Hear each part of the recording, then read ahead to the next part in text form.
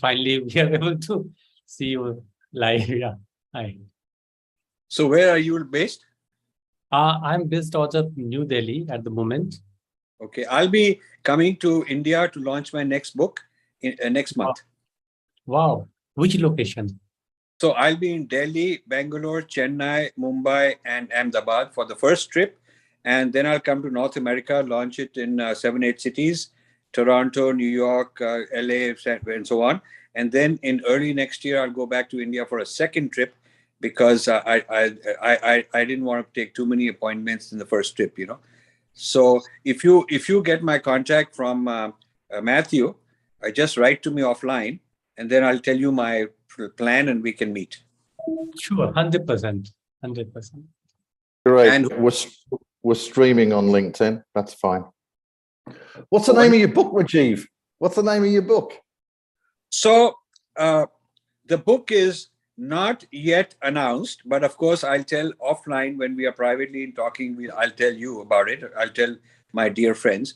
But it's about It's about threats that developing countries like India face, which include the AI threat and other threats also. Right. Excellent. I'm looking forward to it.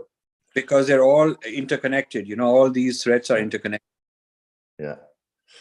So I've been enjoying watching your videos, your little short educational videos. My goodness, you pack a punch. They're really good. This next book also, I'm going to turn into about 100 small videos. We did that for the AI book and they did very well. So in this book also, we'll make a lot of short 2-minute videos. Great. Awesome. That's great. So we're at 8:29, Maria. Obviously protocol is needed with everybody muting. And then we need to pin Rajiv and I, and we should be okay.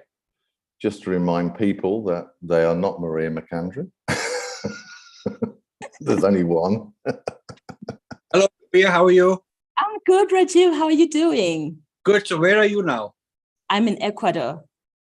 Oh, wow. Yeah, in Vilcabamba. So why aren't you inviting us there? Okay, I'm officially inviting you to Vilcabamba. Let me know when you're available. I'm available. You tell me when, and you write to me. I'm game. I've had it with COVID sitting in one place for 3 years, and I want to get out of here and go somewhere. Great. You're more than welcome here, Rajiv. And with that, a good welcome to everybody. And thank you for joining us today in the first of a 2-part webinar brought to you by the United States Artificial Intelligence Institute and AIethics.world. You know, we hear it every day that artificial intelligence is set to eliminate millions of jobs and create millions of new ones. Is the workforce ready? Are organizations ready for this shift? And at the same time, we get a lot of fears of AI leading us to mass unemployment, which have existed really ever since modern machines first replaced human labor. But most studies say these fears are misguided, that we should be more focused on the present and emerging AI opportunities, not an outdated future. So today we explore emerging AI opportunities and dispel some myths. We have a lineup of great industry leaders who are actively pushing the boundaries of technological advancement. We have, of course, Matthew James Bailey, a visionary, pioneer, and leader in AI and AI ethics, and the CEO and founder of AIethics.world. We also have Rajiv Malhotra, an international best-selling author and influencer, and the founder and CEO of Infinity Foundations in India. We have a great panelist joining us, Katalin Walcott, the CTO of Ambient Science, a futurist and ethical AI pioneer with over hundreds of patents in some of the technologies you're probably using as we speak right now. We have Ajit Jha, an author and influencer in AI and data science, and the president and CEO of EdTech Digit Innovations, Dr. Milton Mattox, who's also an author, CEO of USAII, our partner, cybersecurity and quantum computing expert. And of course, you have your pilot today, myself, Maria McAndrew, my co-pilot, Praveen Hendral, who's holding the fort behind the scenes. And we have yourselves. Thank you for joining us. There is no substitute for diverse and inclusive opinions. So your voice matters to us. Remember to share your insights, inputs, let us know where you are joining us from, and let's have a lovely discussion and share your thoughts and experiences. Let's make the next 90 minutes the best of all time. So buckle up and let's get started. And welcome Matthew James Bailey and Rajiv Malhotra to take us on the journey of taking control of our future with AI. Welcome. Thanks very much. Thank you, Maria. And hopefully we're pinning people so that Rajiv's face comes up and when he speaks and my face comes up. Thank you very much. And it's a great honor to speak with Rajiv and have a conversation around the future of artificial intelligence with a specific focus on India.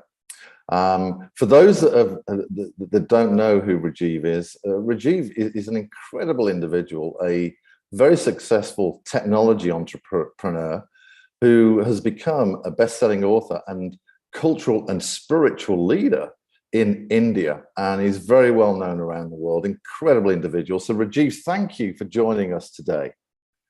Well, thank you, Matthew, for inviting me. I do want to say that you are an unusual individual in that you take complex issues, you bring all sides together, and you communicate to the public in a way that the public can understand. And that is one of the most important things lacking and required in the AI, especially in these early years, so that it does not become too much of an elitist conversation with the rest of the public left behind. And you're working very hard to bridge that gap, and I congratulate you. Thank you very, very much, Rajiv. I appreciate that. So let's start off with just sharing with the audience a little bit about yourself, Rajiv, and also the work of the Infinity Foundation, because I know you're very busy with the Infinity Foundation. Could you share a little bit more with the audience? Yes. So my life consists of two halves. The first half as a professional, as a businessman, as an industrialist. I started out as a physicist, came to this country when I was 20 years old. I raised in India, and I came to do my PhD in physics. And quickly I switched to computer science, which was a very kind of a nascent field in those days. And my topic was artificial intelligence. But in those days, there were only three things we were trying to do. One was to play chess, make the computers play chess. It was that. Of course, now it's very easy. The second problem area was medical diagnosis, which of course continues to this day. But we were trying very simplistic ideas because processing speeds were slow and the big data was not available. And the third area, which has also become very big, was to try and understand the summary of a book, so that in a library, you could go and enter your query and it'll tell you which are the right books. I mean, that's a problem that's still not solved. You still need a human librarian and you still need keywords. The idea being, can we understand speech? And this is, of course, at the cutting edge. So I was involved in these. And then I went to the mainframe industry to make money because you couldn't do anything in AI in those days. You would be out of work. So I went and worked in the big computer industry. And then I got into the software industry when it was not really called an industry. It was called a profession of programmers, but there's no industry as such because there was no packaged software in those days. And then I entered the telecommunications industry at a time when what is now called the information industry and the internet, these things were not there. They were just starting out. And so it's the large phone companies like AT&T and British Telecom who were my clients. They were the ones dreaming up what later became eBay and Amazon and interactive gaming, interactive entertainment. All of these things were still kind of in the consulting stage. So I was a consultant futurist, if you will, telling my futurist ideas, some of them wild ideas, but I would say a lot of them actually happened. And these clients had unlimited money. They had unlimited money and they wanted to impress the shareholders that they are very futuristic and they could take out this report and put it out for PR. Most of them didn't quite implement what I'd said. And now, of course, looking back, they wish they had, because those are the big industries today. So in about the early 90s, I had a change in consciousness. I had started my own companies in about 20 countries, done very well for myself. And I had this change. I had a whole new experience in which I decided that I should not be making more money and chasing material goals. And I should retire. So in my early 40s, I took early retirement, started the Infinity Foundation, primarily to learn, be a better person, give back, and in the process, discover what are some of the issues facing society and what can we do to help. So Infinity started focusing on non-Western cultures and civilizations, their history, their philosophies, their faiths, their scientific heritage, etc., as something that the world at large needs and lacks, because the West is so powerful, But at the same time, only 1 out of 8 human beings in the world is of Western origin, and so there is 1 billion Westerners out of a population of 8 billion. So the other 7 billion do have a lot to say, do have a lot at stake. And so that's my main focus, is to represent the non-West, and particularly India, because I understand India very well. So that's in a nutshell who I am and what I do. That's great. Thank you very much. And I know you've written lots and lots of books as well that are all kind of bestsellers and well known around the world. But you've written a book on artificial intelligence. And I've read this book, and I recommend everybody to buy Rajiv's book, Artificial Intelligence, The Future of Power, The 5 Battlegrounds. Could you share a little bit more about why you wrote this book and why it's so important for the age of artificial intelligence? Yes, thank you. That's a very, very good question. Very important. I felt that artificial intelligence is producing a new industrial age, which we all know, and you have to learn some lessons from the previous industrial age. The industrial revolution, starting in England, then went to France, and that did a lot of good things. It solved a lot of problems, and it created a lot of jobs in the industrialized countries. But it deindustrialized India and developed poor countries, and it created colonization. The reason for colonization, one of the reasons, was the asymmetry of power, a huge concentration of wealth in certain countries, and other countries became consumers. So there was a difference between the producers of this new industry and the consumers.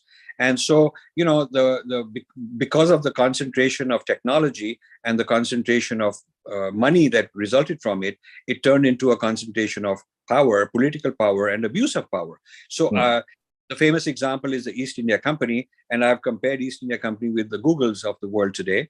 I mean, they're out there capturing all the big data. They can influence. They have the influence. Their algorithms decide who's going to be allowed and who's going to be kicked out, and which kind of post is good and which kind of post violates community standards. They've come up with the assumption that they get to decide what are the community standards for every single community in the world. I mean, I put a post where they block it in a certain country, it's not blocked in some other country, and it has to do with what they think are local standards, but who are they sitting in some headquarters making up these decisions? So this business of pretense that they are speaking for the whole world is just pretense. It's elitism. Ultimately, what drives all this is money, because the algorithms have to maximize making money.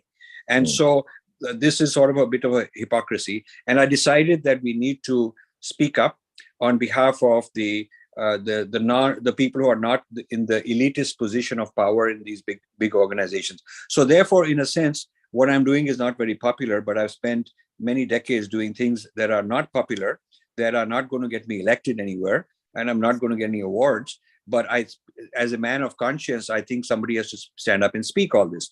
In the long run, all this is actually good for people like Google, because if they don't do these things early, they will suffer. There will be a huge backlash, a huge revolt against what they are up to.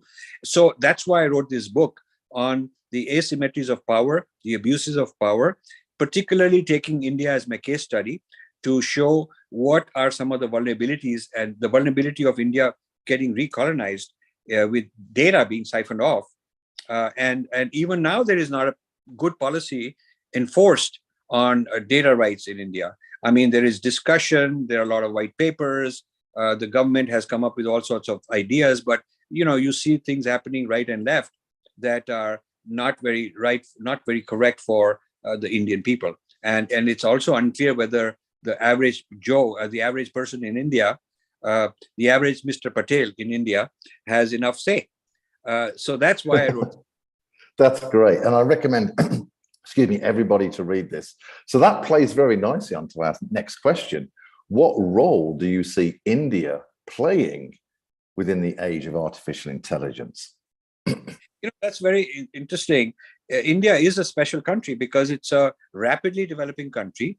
It's a country with a huge amount of AI intellectual individuals who are well trained in their personal capacity, and yet overall the country is poor in terms of the average, average life of the person, and the country is very outspoken. This is very interesting about India. The Indians are very outspoken. There's a vibrant media.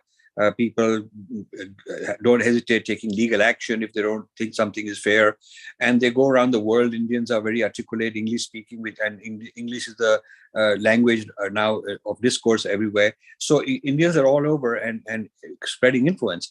So therefore, I think that India has a role to play. India as a conscience, as a moral force, speaking on behalf of a large number of non-Western countries. And I think the example of China is also important, because China is another non-Western country that has made it big time. But in China's case, they become very selfish. I mean, there's a Chinese parochialism towards China, and they become very aggressive and not representing the world, but almost like a colonizer. So now it's a rival colonization. In my book, I mentioned that it used to be England versus France as rival colonizers, and they divided the world. And of course, there were others like Portuguese and so on, but these two mainly. And now it is USA versus China, and they are recolonizing the world. So China is taking over Africa, large parts of it, and US wants to get its share. So what happens to the rest of the people who are just too small to have a voice? And I want to be that voice. That's great. That's fantastic. Thank you for doing that. So let's talk about India's future with artificial intelligence. Is it taking control of its future with AI, Rajiv? How much can India trust Western big tech to do the right thing? So, the sad thing is that India has a large labor force, but the labor force in technology is being outsourced just to make money, not bringing the ownership of technology into India. Most of the startups are funded by venture capitalists that are from overseas.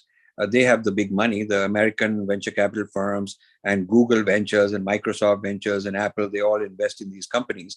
And whether they've invested in the early stages or not, once the company proves itself and the entrepreneur can cash out as a multimillionaire, they sell out, and the buyer tends to be some American company. And also, until the Indian governments tried to clamp down, Chinese companies sometimes headquartered in the Middle East or in Singapore with a non-Chinese front were out there fishing for good deals and buying them out. So what has happened is that the Indians are basically workers.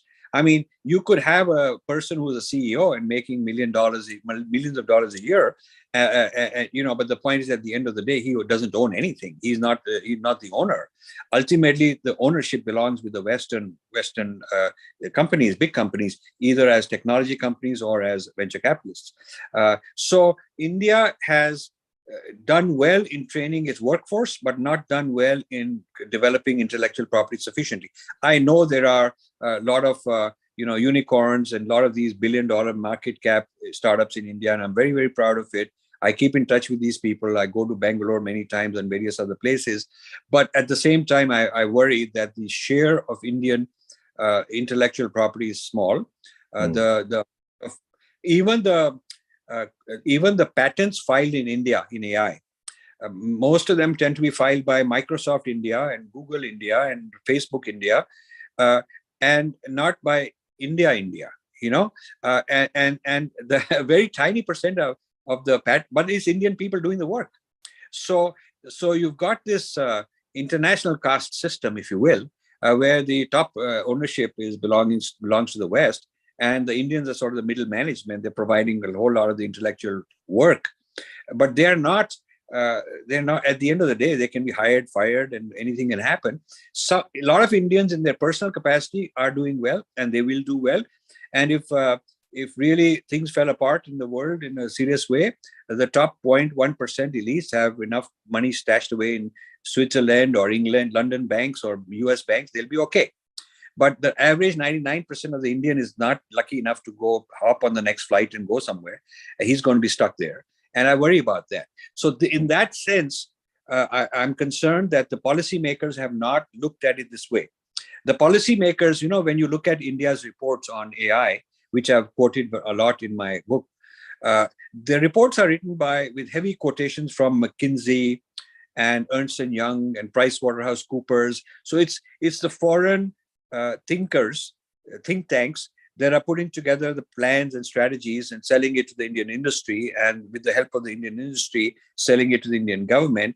Now, the Indian industry is also in some ways in bed with the foreign investors, because the largest industrial house in India, the Reliance, they took on Google and Facebook as their partners. And so what they're doing is licensing the technology that comes from Google, Facebook, etc., and Indianizing it, turning it into Indian languages and so on. But ultimately, the source code doesn't belong to them. The source code, whoever the foreign licensor. So one is increasing one's dependency on them, because at the end of the day, I'm not saying that the US will be nasty, but let's say it were in a situation like facing Russia today, it could blockade all of this. Like there was this rule new law that many American operating systems cannot be used because of sensitivity, military and all that. So China was suddenly stuck. They had to develop their own operating system. India would be in very bad shape, hypothetically, if that happened. I'm not predicting it will happen. I think it probably won't, because the US needs India. But it's not a comfortable situation, not only as a matter of insecurity, but even money, even financial success. You need to have your own platforms. India needs to have its own technology platforms, its own. Now is a time to jump ahead into the metaverse. So rather than building something to compete against Microsoft operating system or some kind of something like that, the folks in India should look ahead and say, where are the future technologies, and make some multi-billion-dollar bets. Now there are people developing metaverse and all, but they are just small little entrepreneurs developing for an American venture capital firm. So I think a lot of rethinking needs to be done, which is difficult when the goal is short-term profits. China was able to make long-term profits 15 years ago. They took 10 major technologies and said, these are the technologies of the future: solar energy, robotics, AI, all of that stuff. And they made multi-billion-dollar bets, not expecting any money to come back right away, and knowing that they're taking a lot of risk. In India, the outsourcing industry filled the pockets of lots of billionaires. Lots of people made tens of billions of dollars selling Indian labor to the Americans at a markup price, making a margin. But they took all that money and gave it as dividends. Share prices went up. Everybody who's rich became richer. But they did not take a part of that profit, a large part of that profit, and reinvest it in R&D, which is what they should have done. So they should have, Indian government said that maybe 25% or more of all the profits made from outsourcing should go not into making more money short term, but something which is a 5 to 10 year long bet. That's what they should have done. Even now, the percent of Indian revenues of companies that goes into R&D is very pathetic. It's all built on, we'll always license the new technology from somewhere else, and then we'll add value and work for them and stuff like that, which means you're always going to be one generation behind. Yeah, that's great. Thank you very much. It sounds to me as if there's an opportunity for India and a necessity for India to take control of its future with these new technologies like AI and the metaverse. Let's switch a little bit, Rajiv, and let's talk about how can the age of artificial intelligence honor India's cultural and spiritual traditions so they flourish within the age of AI and are not deleted? Yeah, this is a very serious concern of mine. I'm very glad that you raised this issue, because most people don't want to talk about it. And so it's very important to talk about this. See, what has happened is algorithms are replacing humans in making judgments, in writing editorials, in deciding which one goes through. And so the question is, who's training the algorithms? If algorithms are running the social media and a lot of policy making, a lot of legal courts are looking at using algorithms to filter things, job searches, all sorts of stuff is being done by algorithms, then the question is, who's training the algorithms and on what basis? Now, some knowledge is, objective and factual. And maybe if you're teaching a car how to drive itself, then it has to avoid this bicyclist and the algorithm to calculate how fast this person is running. Those are very universal. That's fine. But then there are algorithms that are looking at the history and the culture and the philosophy of a people. And these algorithms are being trained on data, on sources that are not neutral. I'll give you a very controversial example. Okay. If you have a post and you put in the word swastika, it will be flagged as Nazi everywhere. But let me tell you, Hakenkreuz is the word in German, which is the name they gave to their logo. The Nazi logo is called Hakenkreuz. It is not called swastika. And swastika was a later translation by the British because they wanted to show that this Indian nationalist movement, is somehow evil, and they wanted to link it to Hitler. But Hitler's autobiography, Mein Kampf, refers to it with a different name. And the New York Times, about 100 years ago, wrote an editorial when the Nazi Party came up with this logo, calling it whatever the logo's name was, and never the word swastika appears in that article. So there's many years go by. It happens to have a visual resemblance. By the way, it's a mirror image. It's the one is clockwise, the other is counterclockwise, and one has these 4 dots and the other doesn't. But it has enough resemblance. So because it has enough resemblance, it was conflated, and then the story was developed that the Indians and the Vedic people and the Hindus, they were these violent people, and they had these violent tendencies, and they taught Hitler and they inspired Hitler. A lot of such nonsensical literature comes today. It comes from places like Harvard. It comes from very well-known people. So this demonizing of swastika is a very serious problem. Now, about 20 years ago, there was a Hindu-Jewish summit, which was called by the leaders of Israel. The chief rabbi of Israel wanted a summit with Hindu counterparts, and I was asked by the Hindus to be the chief, the scholar on their team. So we had people who were Hindus, we had people who were Jewish people. We met in Tel Aviv, we met in Delhi, we met in London, we met in New York. And I put on the table this idea that swastika, the Jews are the ones who can actually fix that problem. Because if the Jews stand up and say, we respect the original meaning of swastika, it has nothing to do with the Jews, nothing to do with Hitler, that would help. So about a decade ago, there was a resolution signed in Tel Aviv by the Jewish leaders, senior rabbis, saying that we respect swastika as a very ancient symbol of Hindus, Buddhists also. Buddhists have swastika and Jains have swastika, and it has nothing to do with Hitler, and this whole stereotyping is wrong. So we have it from their mouth also. But you see, it doesn't go away. It doesn't go away. Even today, I have fights with all these social media people because their algorithms are trained on a distorted idea of swastika. So I'm giving you one example, and there are hundreds of examples like that, where the training of algorithms is actually using biased literature. Yeah, that's a really good example. My understanding is the swastika originated from Buddhism for peace and harmony many thousands of years ago. Yes. It is. I can give you a whole discourse on what is swastika and what it means. Swas is health, goodness, wellness. It is for that. It is to wish you good health. And that's why when Indians start something, when you get a new car, when you get something, they put the swastika on it and the priest comes and prays. I was in the software industry in California. This is in the 70s. And a big scandal started suddenly. And people wanted me to intervene. And what had happened is there was a young man who just come from India and with his wife. And he had just gone and got a new car.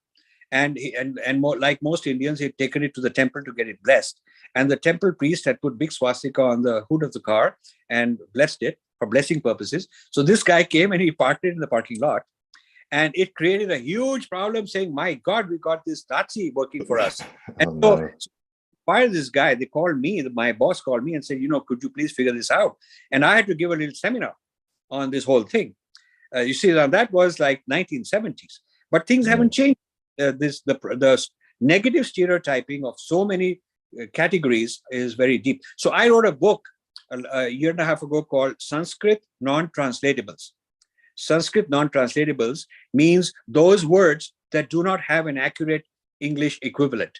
So swastik is one of them. Swastik is swastik. I mean, it is in its original meaning. It has a certain connotation. When they map it and equate it with Nazism, it's a total distortion. Yeah. So there are many words like that, and these words exist in many languages. You have Arabic non-translatables and Chinese non-translatables, and so on. And there are Hebrew non-translatables. So why not Sanskrit non-translatables?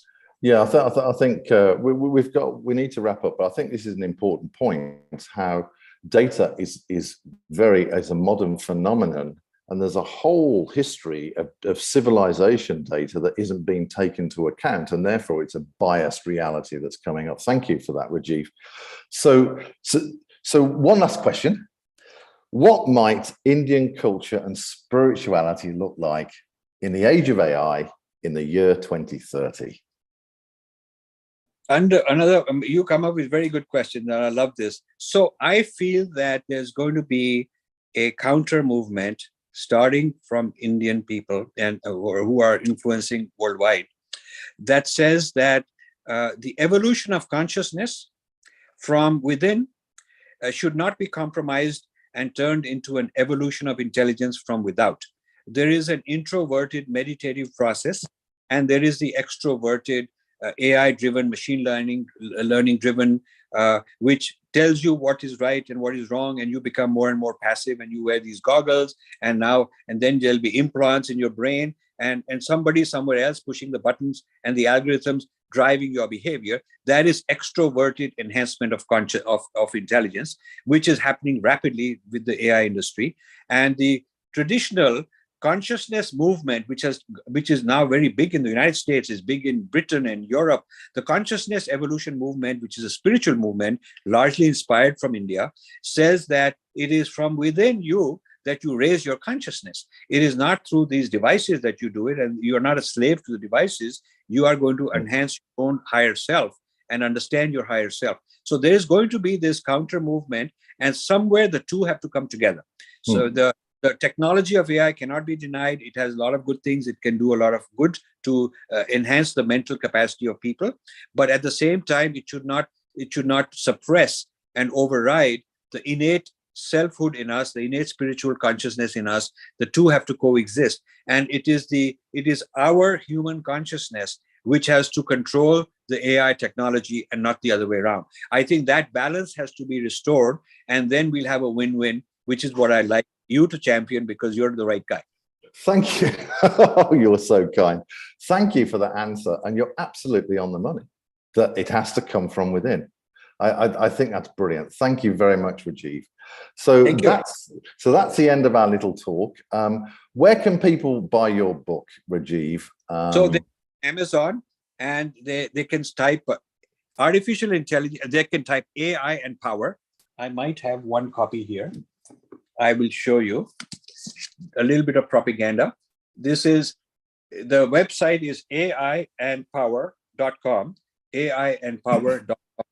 And it's available from our website. It's available on Amazon and various places. And I would love to have people, your readers, your viewers, buy this, comment on it. Let's get some more panels and discussions on these topics that you are kind enough to have brought out today. And thank you very much. Thanks, Rajiv. And also, we've put Rajiv's book on aiethics.world. So if you scroll down the homepage, we've got a little library of Alexandria and of content of AI, and Rajiv's book is right center in the middle of there. I recommend it. So thank you very much, Rajiv, and namaste. And I'll hand over to Maria. Thank you. Thank you. Thank you. Thank you very much, Matthew and Rajiv, for your insightful conversation. And for those who have just joined us, welcome. We are still exploring emerging AI opportunities, and a great welcome to our panelists. How do we strike a healthy balance between developing an efficient workforce and building intellectual property while honoring human sovereignty and culture? And at the same time, where are the future technologies? So I'd love to start with Kati. As someone, Kati, who has been involved in the futuristic industry for years and has worked with one of the most influential organizations in the technical field. What are your thoughts on artificial intelligence?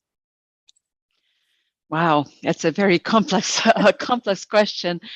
I think the area that is most important for me in terms of both research development and an area that we really need to focus on is really stemming from the point that Rajiv was making in what he was saying, and maybe I should focus on that first.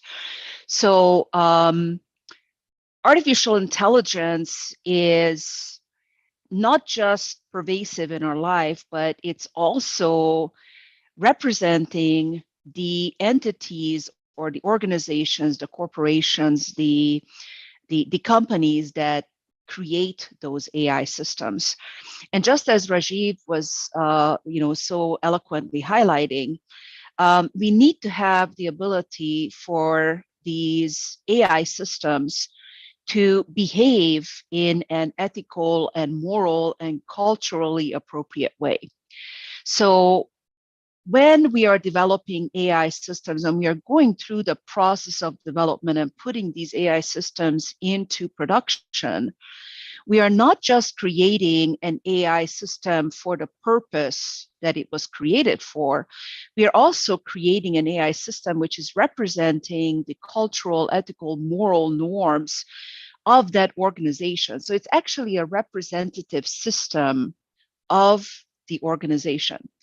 So when we are working with different companies, different organizations, different technical entities that are building these AI systems, it is very interesting that every one of them have a cultural and ethical and moral goal.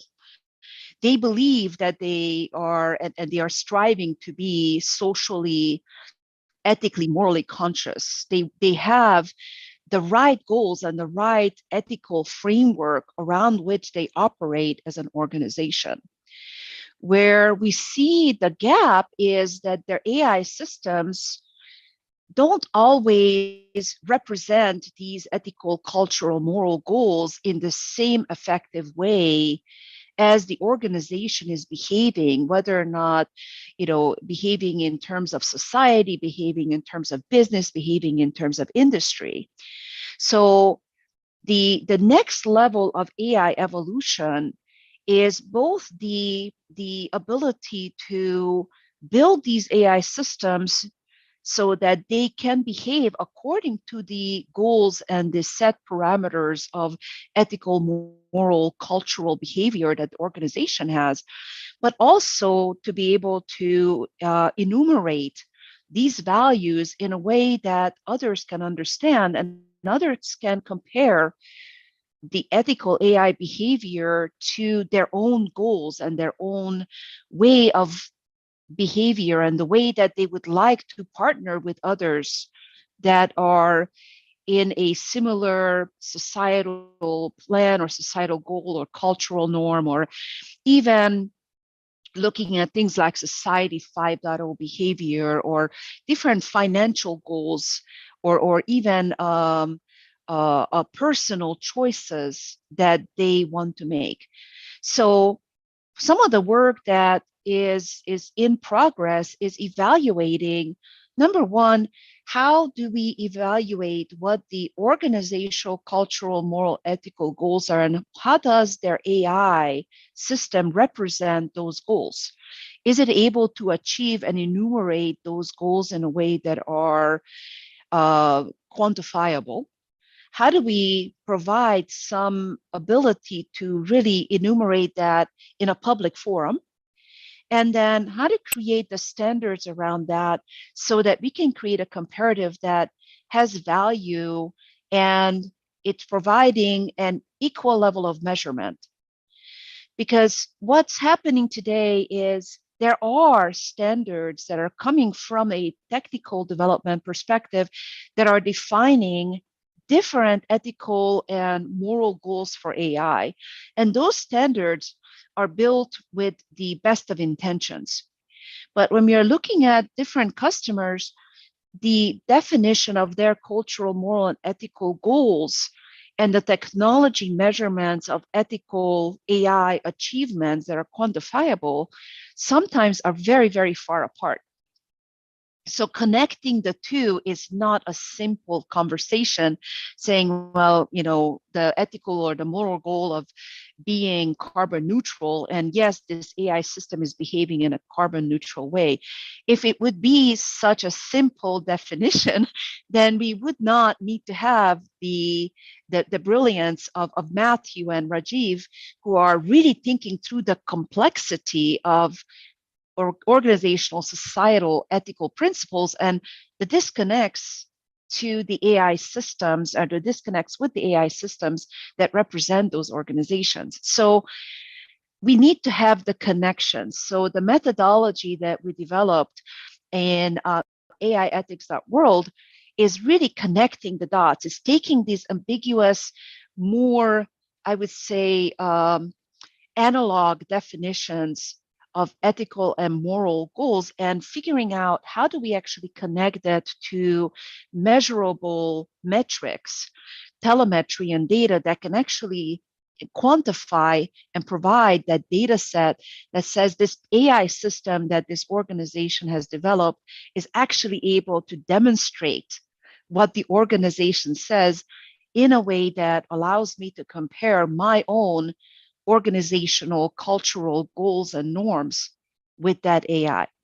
So as we are looking into the future, we need to be able to create this new way of measurement, these new norms, so that these AI systems become a demonstration, an analog in their behavior to the cultural, ethical, and moral norms that the organization is representing. So I think as I look forward to the next generation of AI systems developing, I am looking for these additional ethical and moral and cultural requirements and our ability to develop the metrics, the tooling, the capabilities that allow us to actually measure those. Because out of the 4 or 5 current areas that are demonstrated, which are extremely important, by the way, and they are built with the right intention, and it's a very, it's actually a immensely valuable initial set of measurements. I don't think it's enough. I think we are barely scratching the surface of starting to measure what's relevant and what's necessary in the industry, in society, and how the two come together. Thank you very much, Kati. And with that, we cannot take people out of the equation of our AI conversations. Right. And how do you deal, or in your organization, how do you deal with finding or retaining skilled professionals in the AI space? It's really interesting to look at these skills that are needed. Yeah. Traditionally speaking, we are hiring, or we are bringing data scientists and PhD, master's level professionals into AI fields, people that understands the core technology of algorithmic development, of building the neural networks that are needed to create the system. And we are really coming to it from a very, very technical perspective. But lately, there's been a lot more hybrid skills required in order to connect the societal, philosophical, kind of analog view of the world with the digital technology delivery. So there are skills and teams that are a lot more hybrid.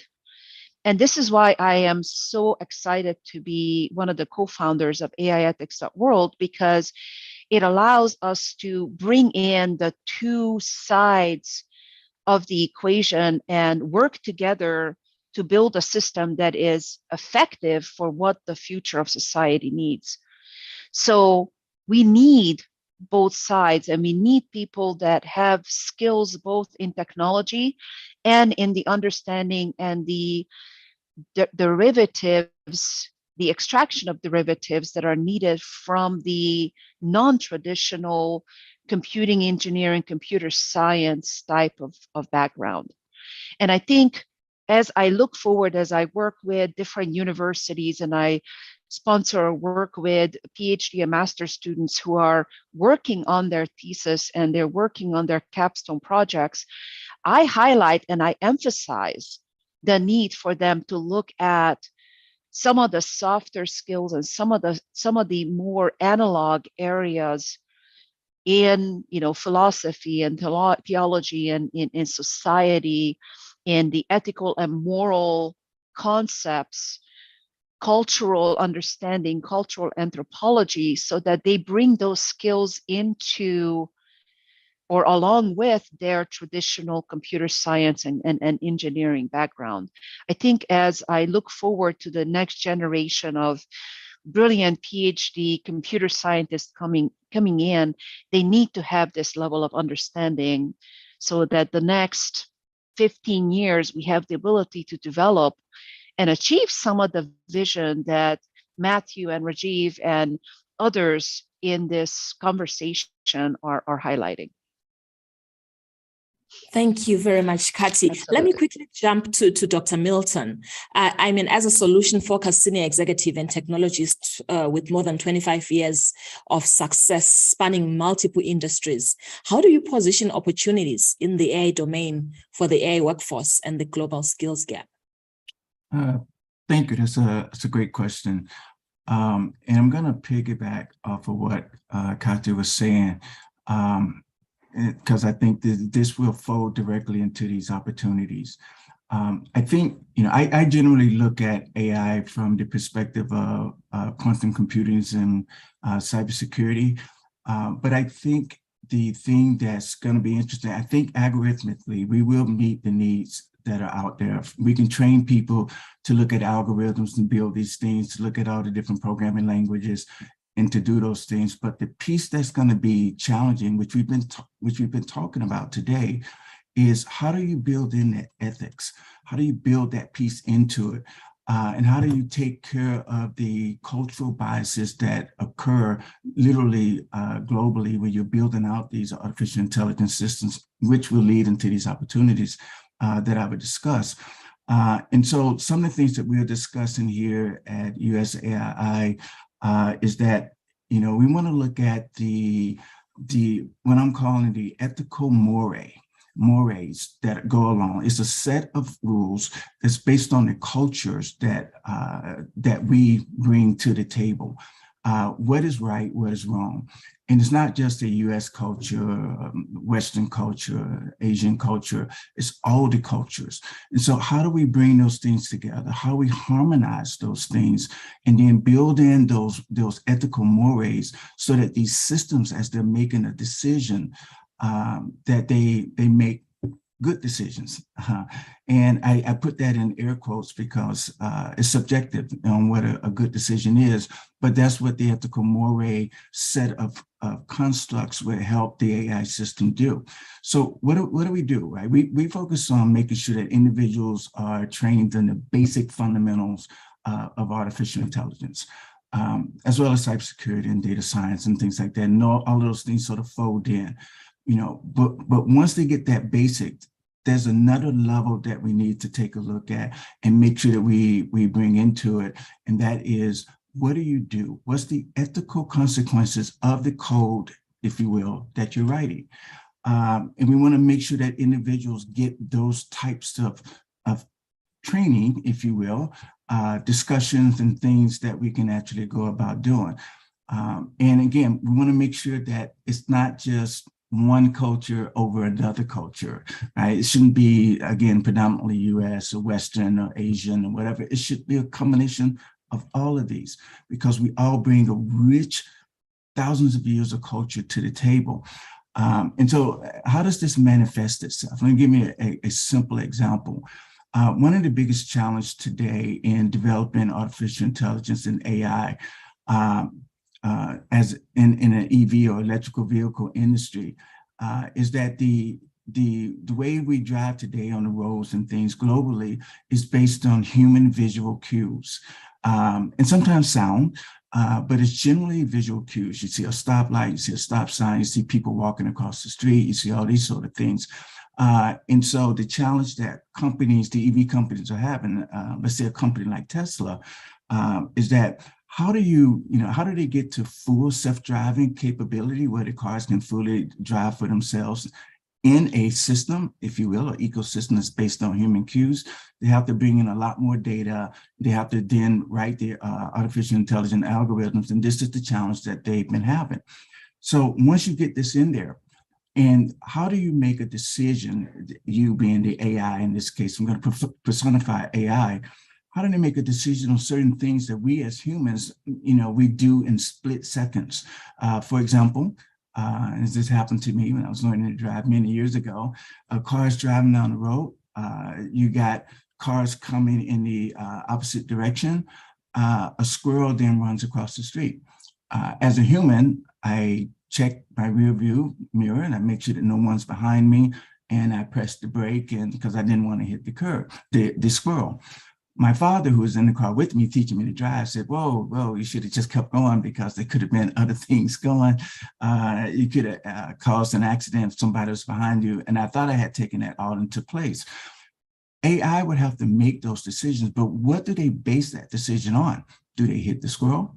Do they swerve into oncoming traffic? Obviously, that would be a no-no. Should they stop and then potentially cause accidents behind? What are those things based on, right? So, maybe in the West, one would say, and this is just an example, I'm not saying it's the way it is, hit the squirrel and keep going. Maybe in different cultures, they would say, no, let's not do that. All life is sacred.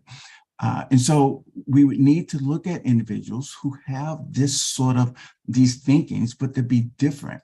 And we need to take all of these things into account, all of these cultures, all these different perspectives, and then we write the ethical mores, which again is the construct that would help the AI programming and algorithms determine decisions in nanoseconds on what's the right thing to do with these things. So I'm 100% confident that we're going to have the fundamentals in place. We're going to be able to train individuals on the algorithms that are generally used in AI and programming languages and things like that. We'll be able to teach them on what you need to do from a quantum perspective, quantum computer perspective, and those types of things that we're addressing there. But then that next level, and this is where we need to be more than just engineers and programmers and things like that. Ethically, what do we do? And so we like to bring in that piece and talk about it, which is why we're just enthusiastic about our partnership with AIethics.world, in that we want to make sure that these things are actually being looked at, and we can help guide and train not only the C-suite, but also every single individual throughout the organization on how these things work, what type of decisions that can be made, and then when do we make those decisions, and what are those decisions based on? Thank you, Dr. Milton. Can I quickly jump to Ajit? Quickly, as EdTech Digit Innovations is a multidimensional EdTech company delivering various tech programs, what AI technologies should a professional focus on to build a future-proof AI career? You're muted. Thank you, Maria. So you are right. EdTech Digit Innovation is a multidimensional EdTech company that provides certifications and training in artificial intelligence through United States Artificial Intelligence, USAI. We support students and professionals in upskilling and reskilling in cutting-edge and industry-relevant AI skills. We also assist in grade 9 through 12 in learning AI and obtaining the certifications needed to create the next generation of AI workforce. Without AI workforce, there is a huge skill gap in the world. So Considering the AI skill development or continuous learning approach, as AI is still evolving, professionals should focus on learning the basics or fundamentals of AI ML technologies to get the first-hand experience before moving into more advanced AI ML concept like NLP, computer vision, deep learning, Q learning, augmented reality, virtual reality, robotics, and many more. Right now, if you search through LinkedIn, you will get at least around 400,000 AI jobs in US alone. And most of these jobs are based on the niche technology like AI. So you can understand that how much potential we have and where one should focus, what one should learn. So as per my experience, cognitive computing and TensorFlow, including deep learning and Q learning, are most of the fascinating technologies one should focus on to build their career.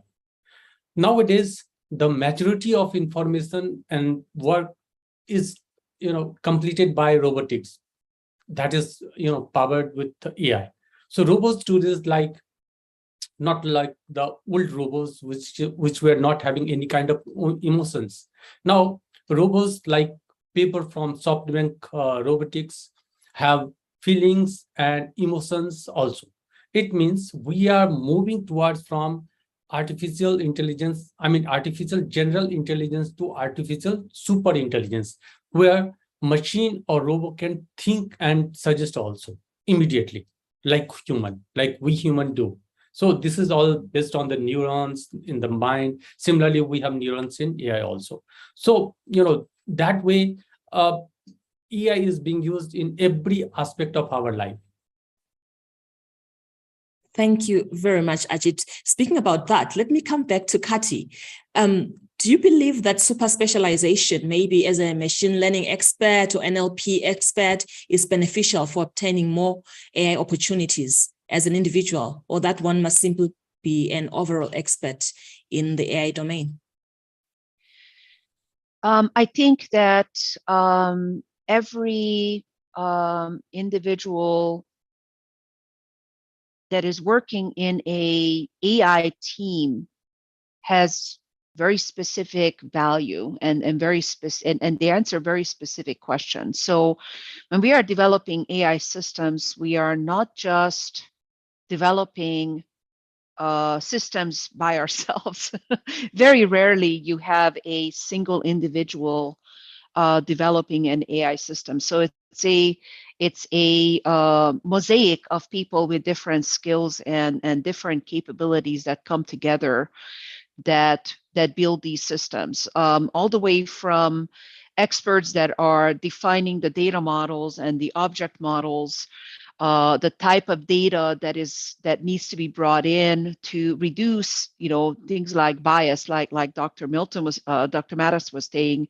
Milton was saying, we need to reduce the bias. So we have data scientists, we have machine learning experts, we have neural network experts, we have pure developers who are and engineering who are driving and writing code on specific cadence and on specific agile plans. So I think every one of these experts has a spot and has a goal and a capability in a project. So I don't pull out any one person from these teams that has more value or not. I think they're all needed. And I think depending on the project and what phase of the project that we are in, they have a higher priority than at different times. I hope this answered your question. This is not a simple question to answer, because each and every project is different. Right. Each and every project is different. Thank you so much. Very quickly, Dr. Milton, what do you think we can do to prepare the workforce of tomorrow for AI opportunities? Again, a great question. Starting today, starting now, starting yesterday, we need to continue supplementing the current education that they're getting in universities, and other places, but supplement them with very specific things that will help individuals be prepared for an AI career. Whether that's getting certifications or, reading books about it, guided training. We need to start training these individuals today and making sure that they are ready. And so my hope is that we work with our colleagues also in the university systems globally to actually enhance the artificial intelligence curricula that's actually been taught at the university level. But in addition to that, we in industry can actually help train these individuals and again, guide them on this path. So we should start that today. I think they can get a great foundation in data science. I think they would want to get a great foundation again on the things that are needed, if you will, the tenets of AI. And we can discuss at some point what those all means and what those types of trainings are. I think that they should look at, and I'm going to state this, I think that also cybersecurity should be fundamental and in the training that we do, because the world is very different today. Some would argue it's always been this way, but it's definitely on the spotlight now. There's this tug of war going on, between, let's develop this system to do this. You got companies and teams doing that. And then you got another group saying, let me see how I can hack that. And so we need to build systems where the cybersecurity is at the fundamental base, the crux of the system. And then we train them on the AI tenets around that, as well as data science and all of that. So we should get started now. There are things that individuals can do to get started in learning about AI. And they can get started today. They can start building their careers or continuing to build their careers, depending on where they are in their journey. And they can just work towards, again, molding themselves to be prepared for this discussion, because everyone, as everyone has been stating here, and Kathy just recently stated, there's a place for everyone on the team, and we need them there. Our biggest challenge societally is, can we work together to make this happen, right? We tend to be so siloed in the way that we do things. But this new world is going to require us to work together and bring in all of these things, right? It's not, us against this country or that country against that country. It's us against bringing in this type of technology and this new technology front. So it's a very, very different way of looking at things that we have to look at as leaders. We have to look at, but individuals can get started working on the foundations. I say, get started in data science, get started in the tenets of AI, get started in the basic fundamentals of cybersecurity, get those things, get those certifications, get those education classes and universities, work on those things, and they'll be well on their way. Thank you very much, Dr. Milton. And Ajit, very quickly as well, what are some examples of the most important AI-driven jobs for organizations and individuals at the moment? You're still muted, Ajit.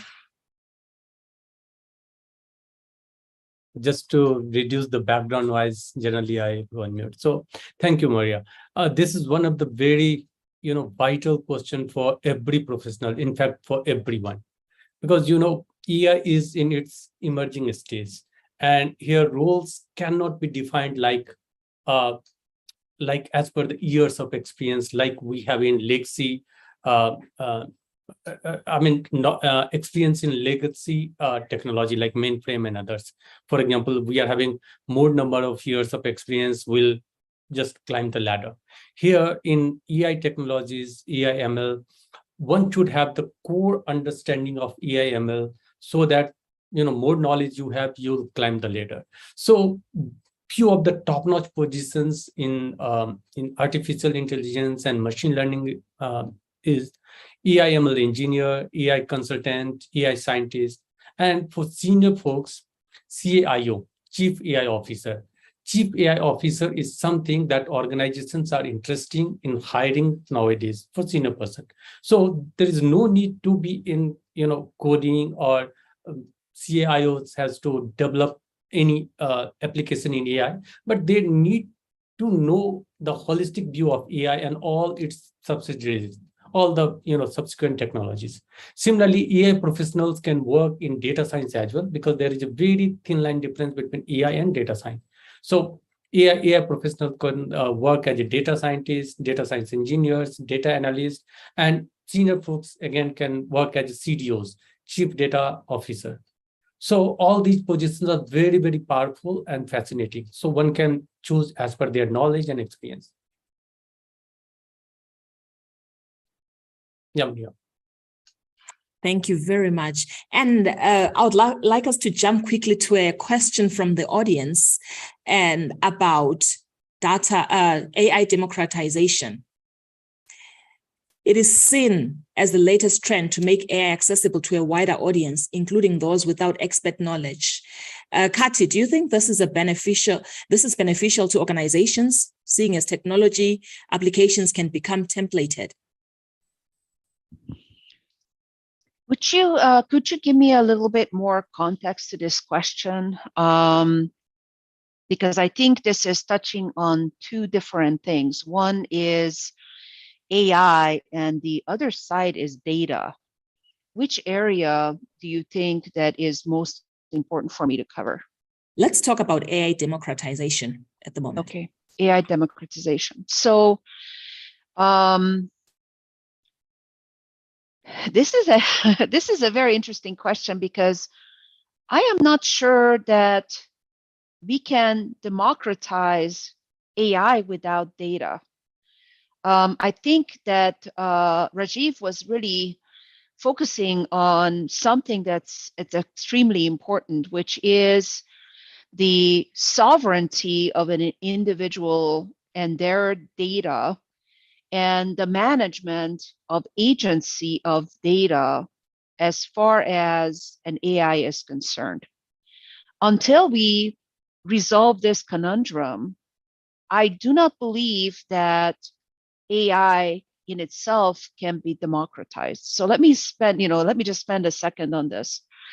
So if you really think about an AI from development through production, the first and core element is for it to be trained on and it to be using data that is unbiased, that is truthful, that is trustworthy.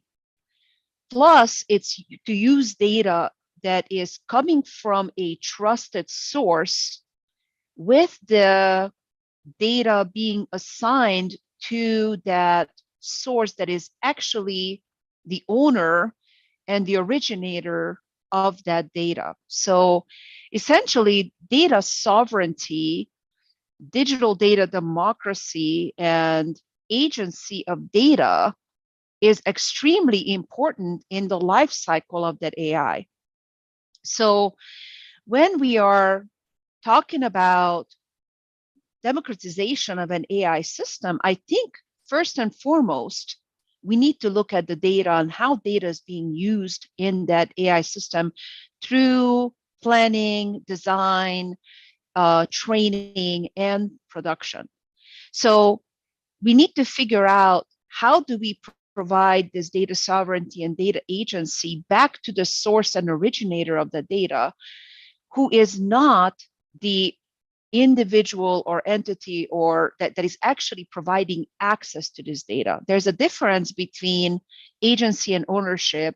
So the data that I create, that I am an agent of, I am the agent that is creating the data. So the source, the chain of custody, and the source and origin should come back to me on data that pertains to me.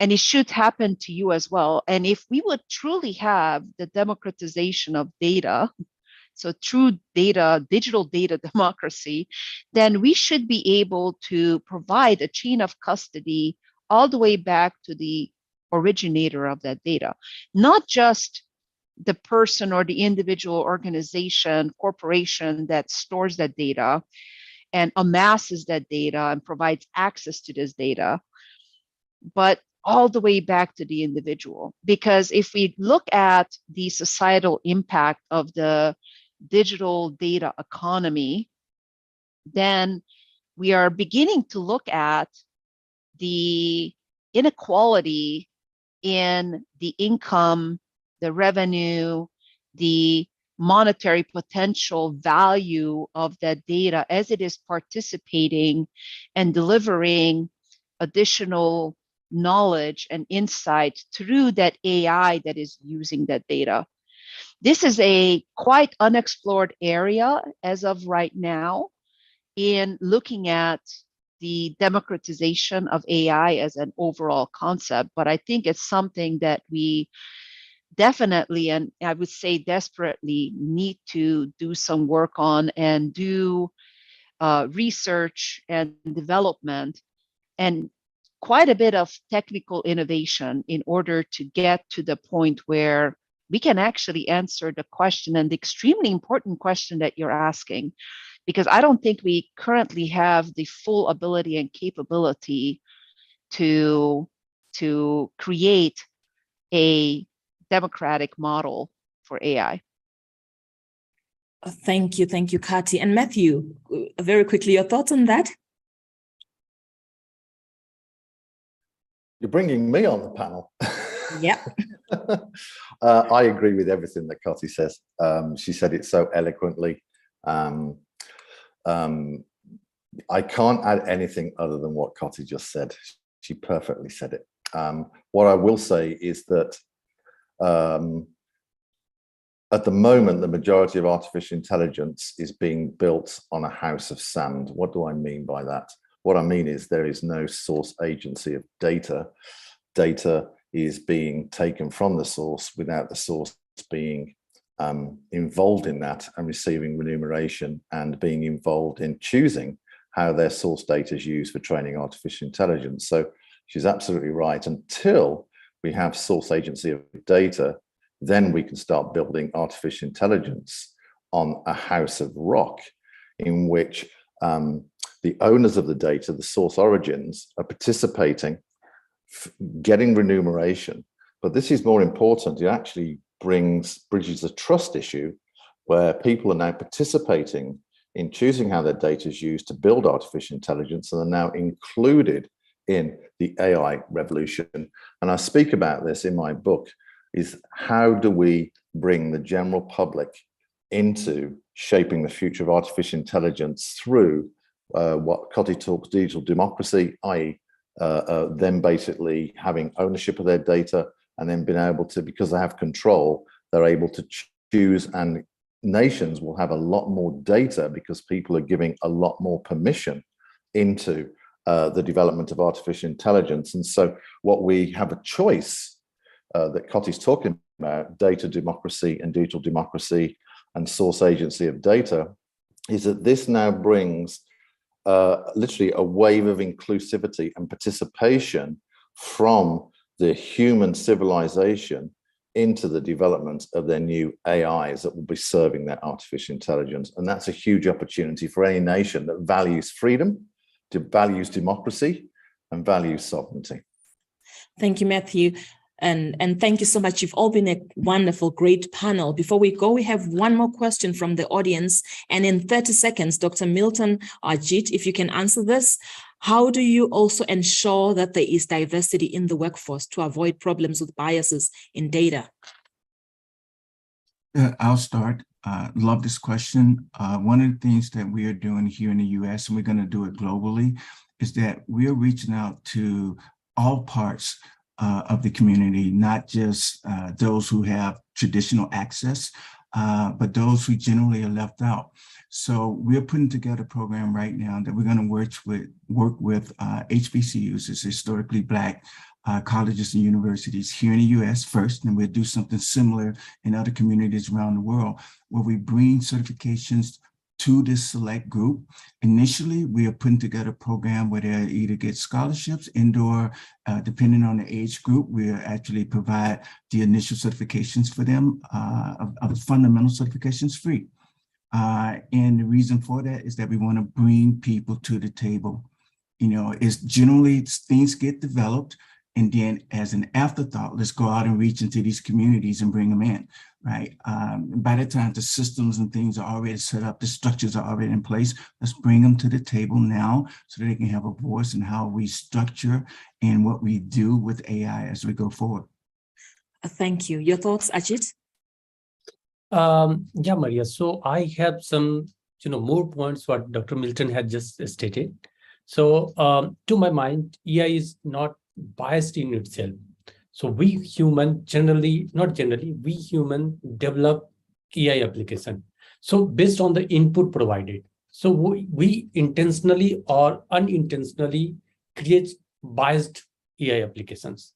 What do you mean by this? When we are developing any AI application, we are not considering the right sample size of data. We are not testing the application in a rigorous way. We are not leveraging the competent resources. I mean, still, as per the World Economic Forum, we have 90% shortage of AI skill resources. So if we have so much shortage of skilled AI resources, then of course, developing AI ML application will or may have some kind of biasness. So using the right kind of resources, rigorous testing, then upgrading the hardware. Now, hardware and softwares are very, very accessible and cheap also in compared to the previous what we had. Then SaaS-based hardware, cloud-based hardware is also available. So anyone can test it, try it, and then put in the market or launch the AI product. So with all these things, we can have some sort of a strategy to reduce the biasness of AI application.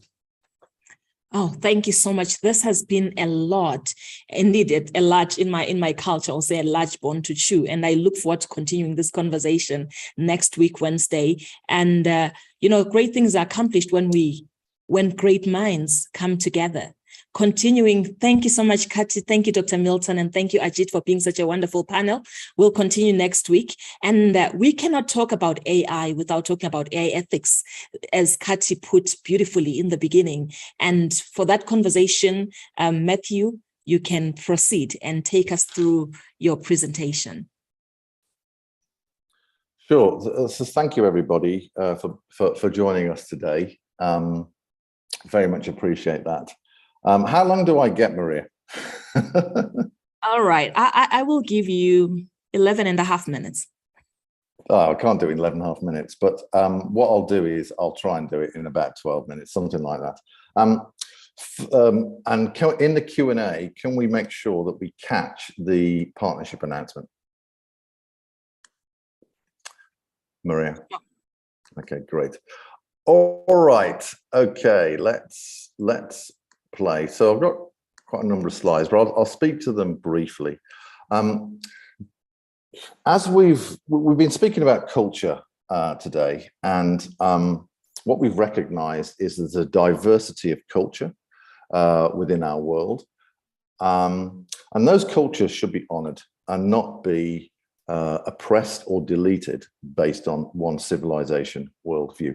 And I'll speak briefly to this, but if you check out our ethical AI certification maturity model, which is a joint invention with myself and Coty Wilcock from Intel, we've actually created methodologies and inventions of how to codify culture, codify what we call an AI constitution, and then basically be able to measure that and assess its compliance to that constitution, that cultural mandate for the age of machines.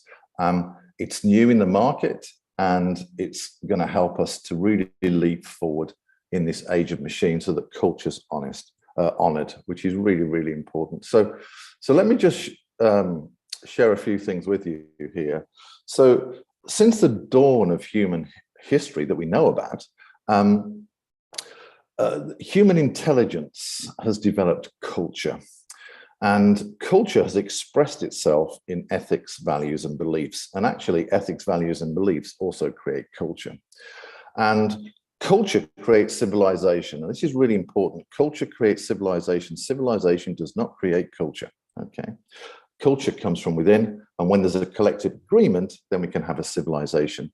And civilizations are founded on moral principles and ethics, okay? And today we have around about 3,800 cultures, just under 200 nations, and we have about 5,000 indigenous tribes existing in our world that we know of. And over history that we know about, there's been all sorts of leaders that have basically documented culture through ethics. So people like Confucius, and Confucius taught that all social goods is an extension of family ethics, okay? People like Aristotle, the Greeks that originated the form of democracy that we have today, talking about magnanimity of soul, justice, ambition, friendliness, and wittiness. We need more of that in our artificial intelligence, and also things like justice and ambition and trustworthiness. And then also the Vedas, which have influenced the whole sub-Asian culture, stating things like the world is one family. And so within these cultures, there are common views, but they all differ substantially in how they express. And so really what we're looking at is basically the ethics in artificial intelligence really is about cultural AI, and that results in ethical AI. And because I'm short on time, if you want to find out more, then reach out to us, or you can book one of our masterclasses, and we can take you through how to do this. But really, for the age of intelligence, artificial intelligence, to be successful, machines must honor our humanity, which we all hold, the richness of our cultural and civilization diversity. So one of the methodologies and inventions we have is how to codify an AI constitution for a nation or an organization to set the standard for their people, for their nation, for their culture, for their civilization, and then be able to actually be able to measure the different ethical aspects of an artificial intelligence to measure the quality of compliance to that AI constitution. And that has never been done in the world. And we've got an early adopters program where you can basically, an organization or a nation or a city or a region can actually start to use our inventions to actually move them forward in the age of machines, where machines are honoring their culture. And so really what we're trying to do is basically look at things like this. Our world really is this diverse expression of culture, right? And what we want to do is to put the worldview into the mindset of ethical artificial intelligence. Now, we're not ready to have a common worldview yet. But each nation, each organization can develop their own worldview, and then basically start to embody and encode this within the construction of artificial intelligence, and then eventually into its mindset. And so once we start to document our worldview in an AI constitution, then we can start to actually measure and assess, define the different ethical testing conditions to actually ensure and measure the ethical quality of artificial intelligence, see how well it's doing in terms of its compliance to a worldview documented in an AI constitution. One of the things to mention that's really, really important here is that while some cultures might have an ethic of trust, that expression of trust is not digital. And this is where the AI world is going a little bit awry, and that's why we've invented this to help them. The expression of trust is actually analog. It's actually depth. It actually is not a 1 and 0, but actually has a whole depth of compliance and expression of what that trust is based on an organization's worldview.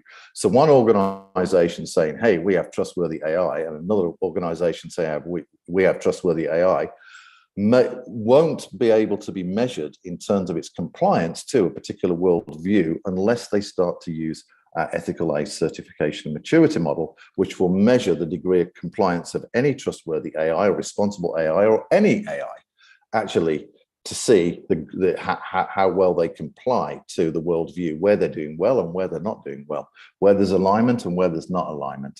And so a methodology is needed, and I'll speak to this briefly here, that allows the freedom. We don't impose any methodology.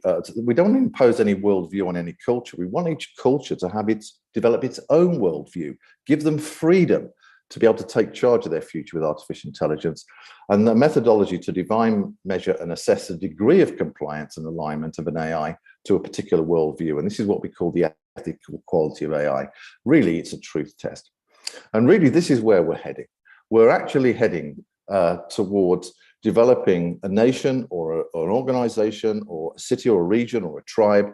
What they're doing is as they have their codify their worldview, they can start to bring the machines in alignment, an ethical alignment with the organic human intelligence that drives their civilization, drives their cultures, drives their tribes, to bring it in alignment. So basically we have the worldview that is the bridge between and brings the organic intelligence and the ethical artificial intelligence together in alignment. And once we do that, then we can leap forward enormously with the partnership between machine intelligence and organic intelligence to create new systems change so that we can leap beyond the challenges of today and actually move into a new world future where machines and humans are working together in harmony and innovating us into kind of a new foundation for the future species. And this is what I call World 3.0, which is available on our website. So we have to learn how to shepherd artificial intelligence to benefit humankind and understand how to nourish its ethical quality.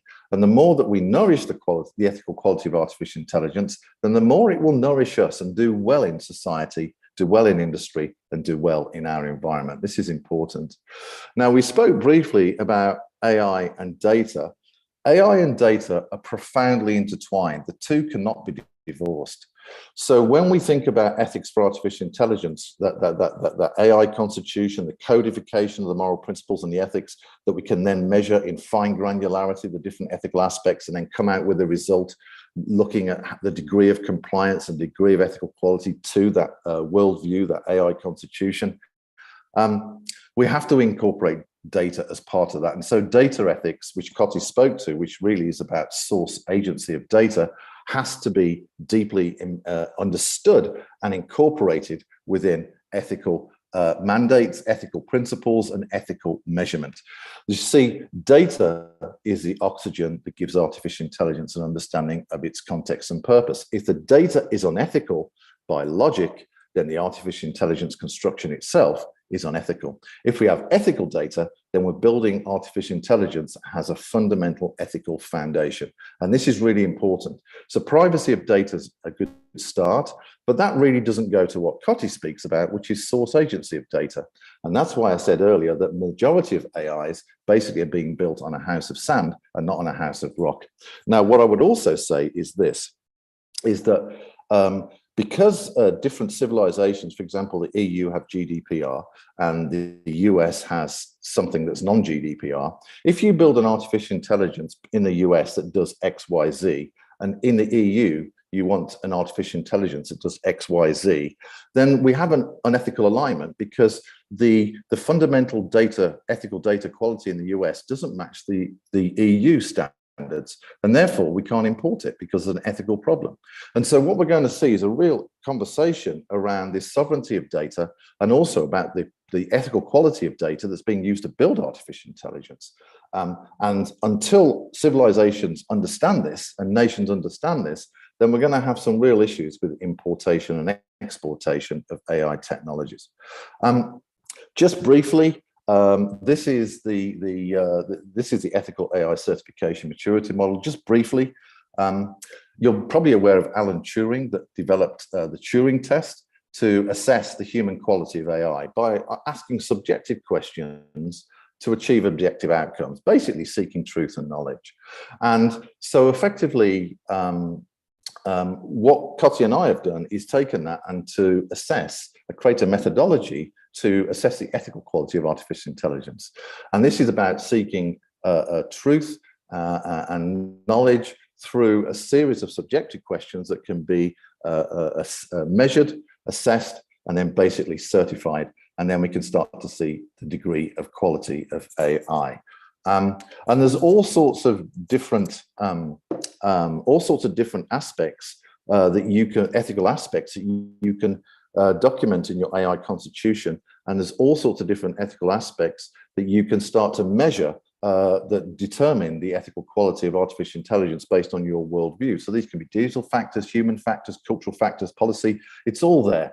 And basically, it's an infinite model. It's an infinite opportunity for organizations and nations to document their constitution, to codify their constitution, and then to basically create the ethical aspects they want to measure, and then putting it through our model, then they can basically start to have insight to the compliance of those. And this is really, really important. What we have at the moment, Maria, is the age of machine chaos. There is no transparency, there is no visibility, there are no standards. Within a nation, because there's no clearinghouse or regulation, then basically it's machine chaos. Basically, an organization, a civilization, a nation having the ethical AI certification maturity model where they have their worldview, their AI constitution, and they basically are ensuring and measuring the ethical quality of AIs that are coming into the country and being developed within the country, then we can basically up level to a common consistency of the ethical quality within those digital borders. And that's really important for any nation that values their future, quite frankly. We want to have everybody, every AI in compliance with the foundation, if you will, of that civilization for the age of machines. This is really, really important for people to understand. And so the ethical AI certification maturity model enables nations, regions, cities, organizations to set their standard for ethical AI and not be beholden to others. It's a freedom model, so people can set their standard. They can define their ethical aspects that they want to measure within artificial intelligence. And I'll say this, Maria, the AI ethics world at the moment is very limited. It's only looking at the application aspects and the outcome aspects of artificial intelligence. They are not looking at the fundamental ethical genome that actually creates artificial intelligence. And if people look at the emergence of the organic intelligence, the human experience, how it's expressed itself in culture and ethics, then they'll start to understand, which is encapsulated in our model, the complexity of ethics. And so therefore we create this model to allow us to learn from hundreds of thousands of years of human intelligence evolution and apply that and how it expresses itself in culture and ethics, and to apply that to the age of machines. This is really, really important for our future. So just briefly, one more comment on this. AI ethics is not binary, it's analog. As I said earlier, trust for one organization may not be the same for trust organization. They have different worldviews, right? And so therefore you can't, we're comparing apples with a locomotive, right? What we need is a framework in which basically there's a common understanding for measurement and looking at the different ethical aspects, and therefore we can have a common understanding of how to compare one AI with another AI based on ethical quality. It's an analog, it's a granularity type of measurement for all the different ethical aspects that's needed in order for us to have a very sensible conversation. And, you know, it's very important for us to understand here that unless we embrace the age of transparency, which is what this ethical AI certification and all our other methodologies that we've invented, when we have the age of transparency, then we can enter into the age of trust. And that really is a huge age for the age of humans and machines. We're actually in World 3.0 in this age of trust. And so evolution, culture, and ethics hold the keys and formula to understand how to unlock the full potential of ethical AI. And so this really is opening up the Pandora's box, but truly how to develop an ethical artificial intelligence to empower cultures to take charge of their futures, to empower them to be able to look at the different ethical aspects, to test through subjective questions in order for us to understand the different granularities of the ethical compliance of artificial intelligence to particular world views. And that's really important if we truly want the age of machines to flourish and do well for humanity. People, organizations and nations and regions and cities can join our Ethical AI Adopters Program. This is underway with 2 wonderful organizations. And so within this, if you check out the maturity model on aiethics.world, we'll start to share with you a lot of our inventions and methodologies that have been incubated over at least 18 months, have been tested, and now we're actually starting to make available to the world. We'd love to share more, but what we've found, unfortunately, is that within the AI ethics and AI community, that we found that some organizations that are well known and institutions have been trying to plagiarize what we're doing, and that's unethical. So really what we do, we reveal everything underneath this early adopters program to get organizations go ahead. And one of the organizations I can mention, it's on our website, is the Jane Goodall Institute. And Jane Goodall is one of the is the leader for the last 50 years in protecting our natural world, and also for understanding chimps and apes and other types of initiatives to protect our environment and all living things. And that's a huge, huge opportunity for them to take the lead on developing an ethical AI standard for new systems that do well for our environment, do well for all living things. Just briefly, for those that don't know much about AI, we're in the age of narrow AI. There's three main fields for AI. There's narrow AI, which is kind of the logical brain that has no cognition, no reasoning, it lacks effectively the right side aspects of our brain. It's a great logical machine. And so we're in the age of narrow AI at the moment. The second field is strong AI, and that's where organizations are developing cognitive abilities and trying to get to self-awareness and trying to do all sorts of clever, brilliant things that our mind does that AI can't do today. And that's where we're trying to get strong AI to be equivalent to human abilities. And then you may have heard of super AI, which is where the singularity happens, where AI has surpassed human abilities and actually can codify, self-program itself to keep on evolving. But that's a long way off the singularity. It may not happen for a couple hundred years, but certainly the age of narrow AI is going to dominate our world over the next 10 to 20 years. And so it's a great opportunity to be involved in this.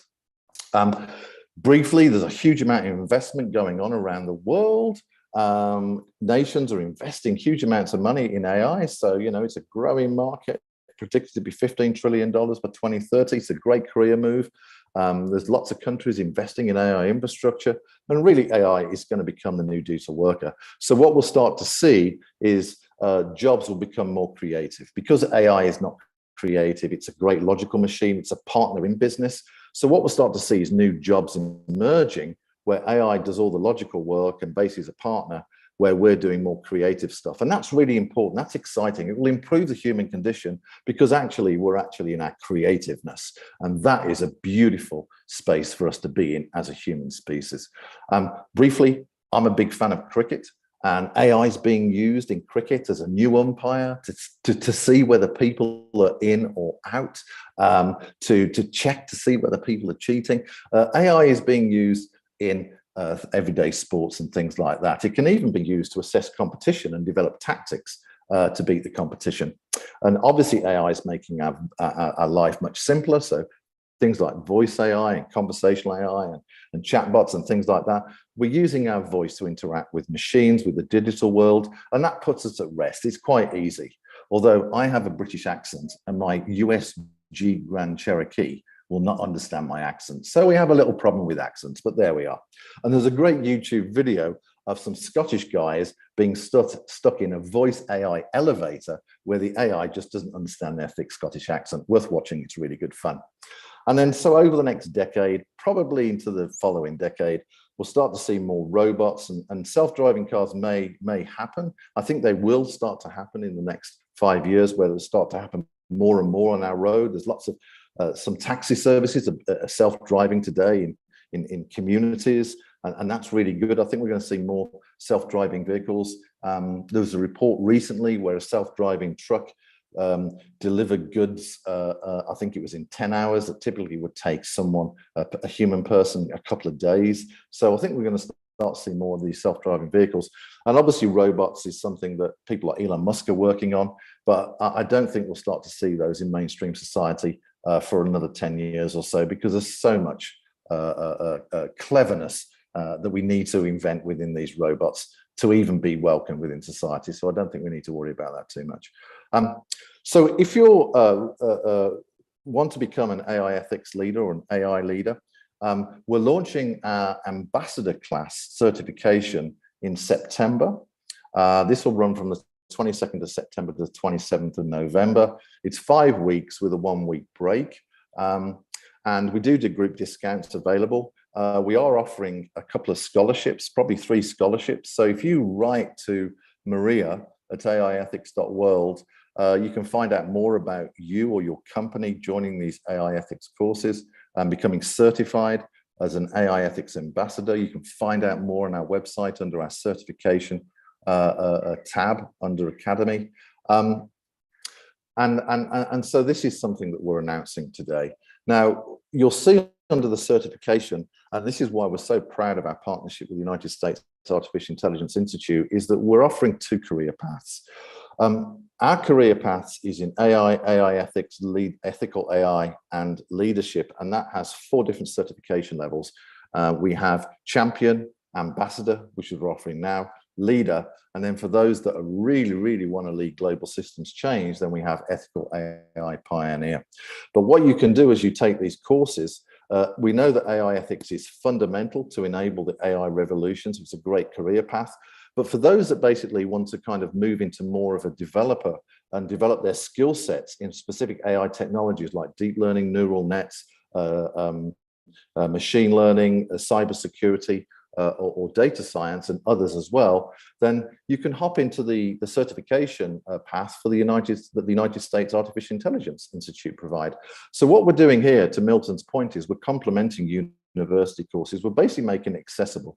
We're basically curating this to uplift the opportunity for the entire a new workforce to emerge, to embrace that huge skills gap that the World Economic Forum talked about, and basically give you an opportunity to participate in a $15 trillion economy.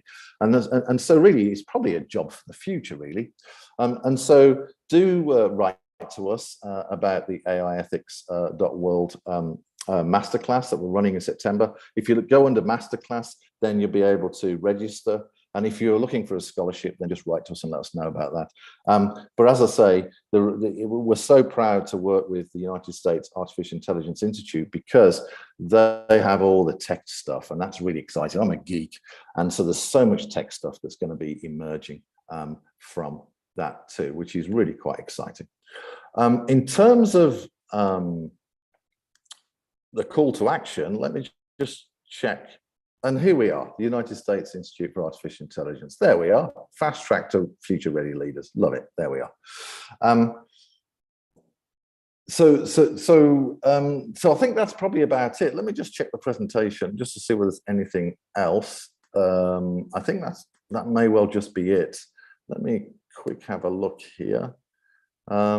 Yeah, so as Rajiv talked about and Koti talked about, and actually everybody spoke about here, is really we're looking at a new systems change. We're looking at basically new systems that are where machines are ethically aligned with humans, based on our worldview, honoring our culture, where we're testing and validating the ethical quality of artificial intelligence to ensure its compliance to the worldview of nations, civilizations, organizations.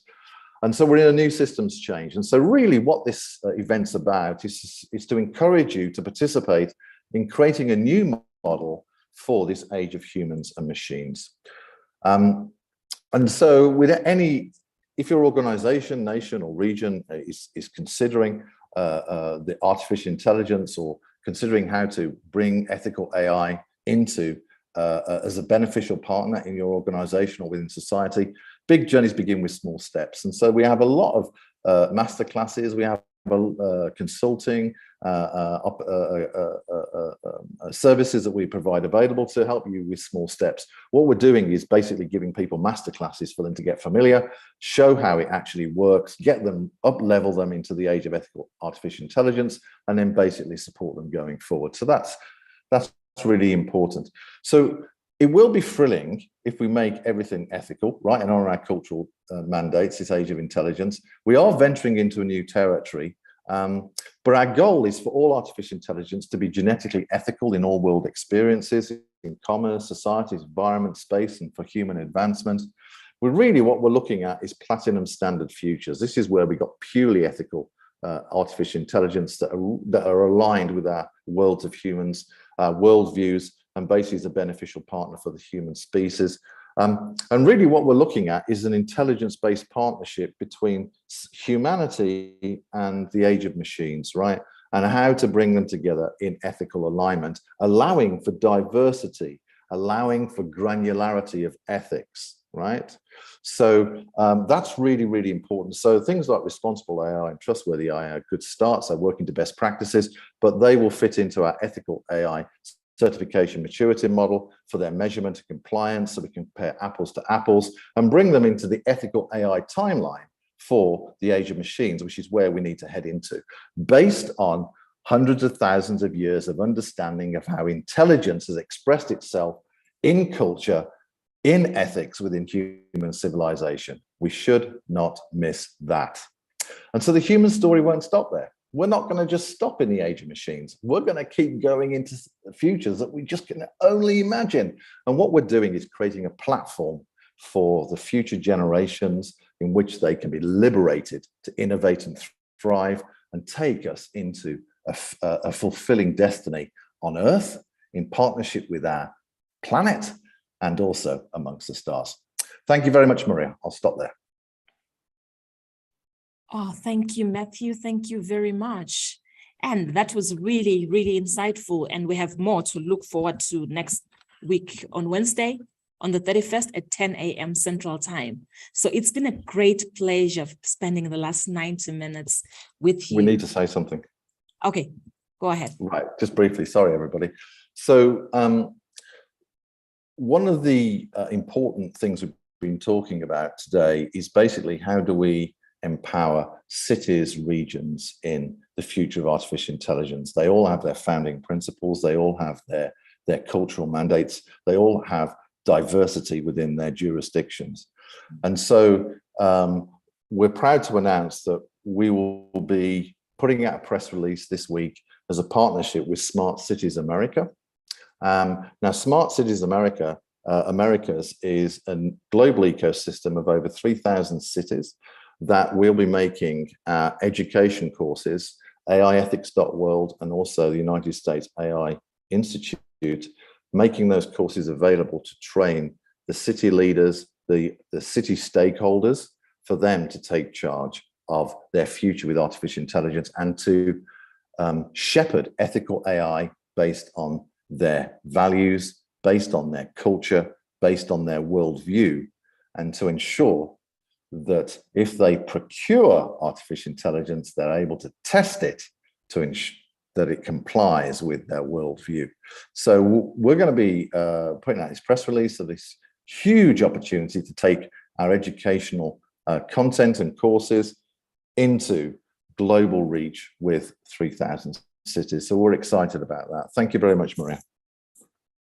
Thank you, Matthew. Thank you very much.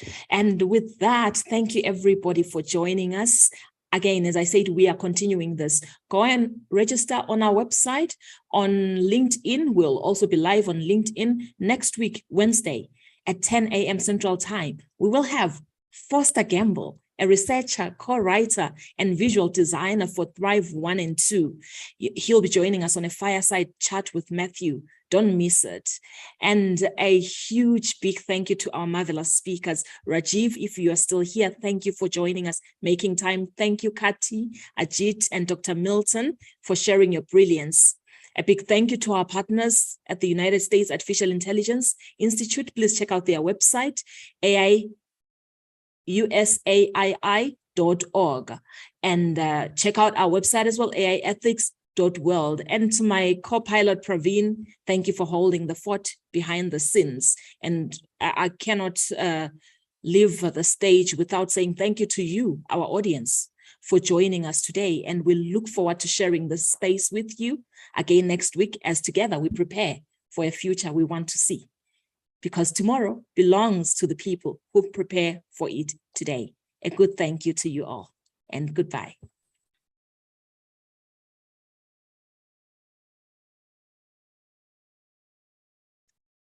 Thank you, everyone.